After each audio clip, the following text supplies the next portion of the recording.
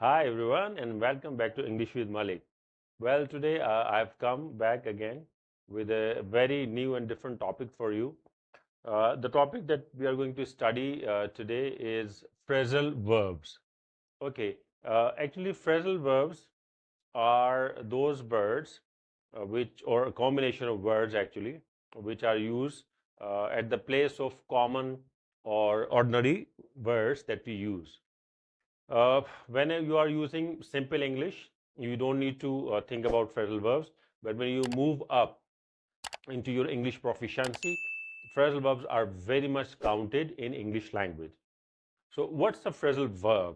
Let's go for the definition first, a few examples, and then we'll study the most common English phrasal verbs. Well, the most common definition of a phrasal verb is it's a combination of a verb and a preposition, adverb, or both. Okay, so there may be a preposition with a verb, there may be an adverb with it, or there may be both that are there in one single phrasal verb that functions as a verb with a different meaning than the individual words. Okay. Uh, for example, let's see a few examples. Okay, we have a word like turn up. It's a phrasal verb, a very common phrasal verb. If you see the individual meaning, it may be different. Okay, but when we see it as a phrasal verb, basically turn up means arrive. Okay, turn up is arrive. So you say that a lot of people turned up for the match. A lot of people turned up for the meeting. Okay, then another one is look up. Okay, if you see the ordinary meaning of look up, it's like looking up, but look up has a different meaning. When we say look up, we mean to say that find a meaning of a word in a dictionary. Okay, in a dictionary. So for example, you come across, again come across is another phrasal verb. So you come across mean you see a word accidentally which is a difficult word, and you want to find out the meaning of that word. What do you say? You say look up the meaning of this word in the dictionary. For example, we say that for example, we have a word like abate, ABATE, abate. So if you don't know the meaning, I might say please look up the meaning of abate in the dictionary. Okay, then we have fed up with. Now here we have three words. Okay, we have adverb, we have a preposition like it is in the definition. Fed up with means bore, get bored.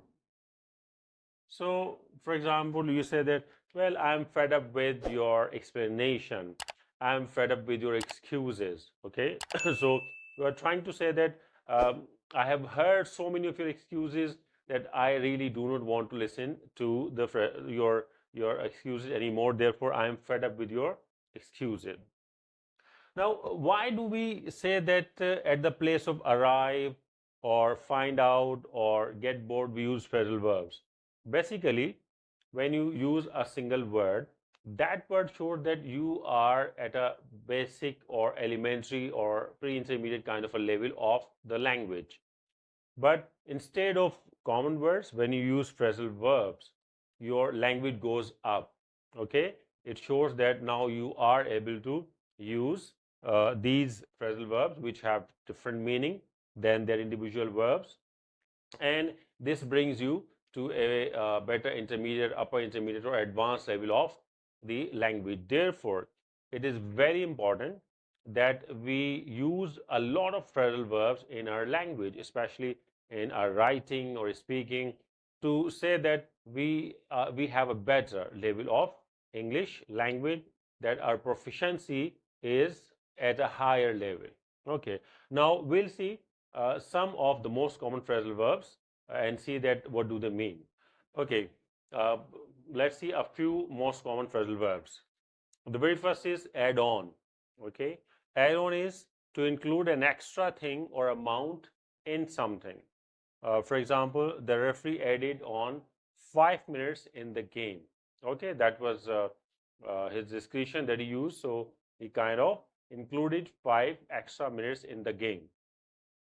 Then we have bring something up. Okay, that means to start talking about something. Okay, for instance, he is always bringing up the past. Okay, so he's always talking about the past. Whenever the conversation starts, he talks about the past. So we say that he's bringing up the past. Bring it on. That is an interesting one. Okay, that is to challenge someone for competition. Okay, for example, like, do you think that you are a better player? Maybe at chess or football or any other game. So I might say that, do you think you're a better player at chess or a football? Bring it on. Okay, call on. That means to visit someone. Okay, interestingly, if we break up this word, call has a different meaning, on has a different meaning, but again, as a phrasal verb, that will be to visit someone. So we might say that I called on Tom because he was ill. Then we have call off. Okay, again, individually, call has a different meaning, off has a different meaning, but together they mean to cancel something. That's the one meaning, or to stop an animal, or ask somebody to stop an animal. The example could be the manager call off the meeting due to strike. Okay, or we can say call off your dog. Maybe somebody's dog is coming to you and you feel a bit afraid, threatened, so you say call off your dog. Okay, the next is come up with something. STH normally stands for something. That means to think of an idea or plan. Okay, so we say come up with. For instance, Tabish always came up with something in any problem. So whenever we got stuck in any problem, we had a friend, Tavish, who always came up with some solution. Fall apart. Fall apart is to break into parts. Normally, we say it into relationships, okay? Normally, but not always. So we can say their marriage is falling apart, which means their relationship is not going well. Maybe they're trying to get separation. Get along with. Okay, get along with is to be friendly with someone, to be in good relationship with someone. So like I get along with my colleagues, like I have a very good relationship with them, we are like friends, so I get along with them easily. Get away is to escape or to leave our place. So we went down, or we went home to get away from the crowd. Sometimes we also use it, like especially in the case of escape. For example, the prisoner got away from the jail, which means that the prisoner escaped from the jail. Give up. Give up is to stop doing something. It could be used in journal terms, you should give up trying. Okay, or it could be an advice like he gave up smoking due to bad health, or we can say something to somebody directly, please give up smoking, please give up your bad habits, which means to stop doing that thing. Then we have go ahead. It's a kind of a green signal that you are giving to somebody. It may be that we say to a class, go ahead, uh, have a break of 10 minutes. Or, for example, if you're in a party, you say, oh, go ahead, enjoy the party. In this case, it is go ahead, I won't interrupt you anymore. Okay, the next is grow up. Grow up is to stop behaving like a kid. Maybe you are behaving in such a way which represents like you are a kid, okay, you are immature. So we may say like Jenny is always telling me to grow up. I'm being childish, I'm behaving immaturely, so she's always telling me to grow up. Put on is a very common phrasal verbs. It means to wear clothes, shoes, jewelry, makeup, etc. Like I was freezing, so I put on my coat. Okay. Take off, again, this is an opposite of put on as well. Remove clothing, jewelry, perfume, etc. Okay. That's the one meaning. Second is become airborne. When the plane goes up, it actually takes off. So she took off her cardigan.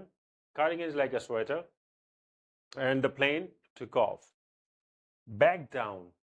Back down is like you stop, or you kind of admit that you were wrong because people are opposing you. Okay, like the government has passed a bill on tax, and now the people are opposing it. So, and they are hoping that the government will back down. Okay, we can say if we keep protesting about the new taxes, the mayor or the government will back down, which means they will take it back. Drop by.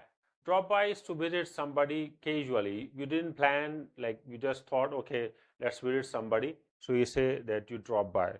We drop by Chris' place on the way back to our home. So we were coming back to our home from somewhere, and then we thought, okay, we have some time. Let's drop by at Chris. Okay, the next is bump into. Bump into is like to see or meet someone unexpectedly. Okay, you didn't expect to meet somebody, so you say that you bump into them. Like I was shopping today and I bumped into an old friend, maybe a school friend, somebody who I didn't see for a long time, so I bumped into him. Get by. Get by is to be able to live through a difficult situation. You are in trouble, you are in difficulty, you have less money, and somehow you manage to get out of that situation. So we say you get by. We don't have a lot of money for food, but we will get by. We'll manage it somehow. Put off. Put off is to delay doing something. Okay. For example, he's putting off the money he owes me. So I gave him some money when he was in difficulty. And now when I'm asking him to give me back, he's always putting it off. Run out of. Run out of is like to have no more of something. You have used up all of that thing. So you can say that run out of. For example, we have run out of gas, petrol in our car, or you can say I'm run out of money, which means like I have no money. Okay, so this is it for today. These are some of the very common phrasal verbs that I have shared with you today. Please do use them in your writing, in your speaking, and believe me, when you use them, you will see a difference in your language, in of course the evaluation of the people who listen to you or who read whatever you write, because these phrasal verbs will bring a charm and beauty and a bit of proficiency into your language. Okay, I'll see you in my next video. Keep watching, keep subscribing, and keep sharing it with the other people. Until the next lesson, bye.